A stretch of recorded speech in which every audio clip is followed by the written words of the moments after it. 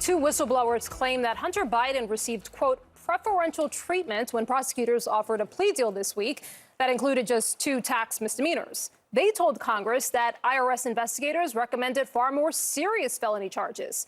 Just hours after House Republicans released the transcripts of the whistleblower testimony, Hunter Biden, as we can see here, was seen at the White House mingling with guests at the state dinner for India's Prime Minister Narendra Modi. CNN's Evan Perez joins us now with the details. So, Evan, what exactly are these whistleblowers alleging against the DOJ?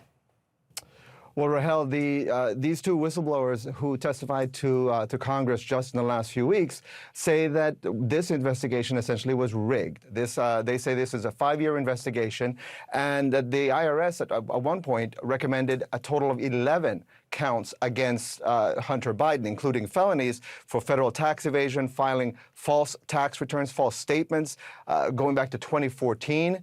In the end, they say, what we know is that the Justice Department, the Trump-appointed prosecutor there, David Weiss, agreed to a plea deal with Hunter Biden for only 2 misdemeanors. They say that their recommendation actually had the backing of some of the prosecutors who were working this case more closely. And so here's what Gary Shapley, who is the supervisor, the IRS supervisor, who came forward. This is what he says. I am alleging with evidence that the DOJ provided preferential treatment, slow-walked the investigation, did nothing to avoid obvious conflicts of interest in this investigation. Of course, this means that Congress is going to spend more time investigating what exactly happened behind the scenes at the Justice Department and at the U.S. Attorney's Office in Delaware. Hey, Evan, one of the things yesterday is I was kind of following this throughout the course of the day. Some of the messages that were released, that were made public, or the allegations of certain messages, undoubtedly draw your eye and make you ask questions if you're not inside the investigation. What are these messages, and do you think that what the agents wanted, that there would be further investigation, is possible now? Yeah, I think that's the major part of what their complaints are. Again, these are 2 agents who were very seasoned, and they've been following this investigation very closely for years.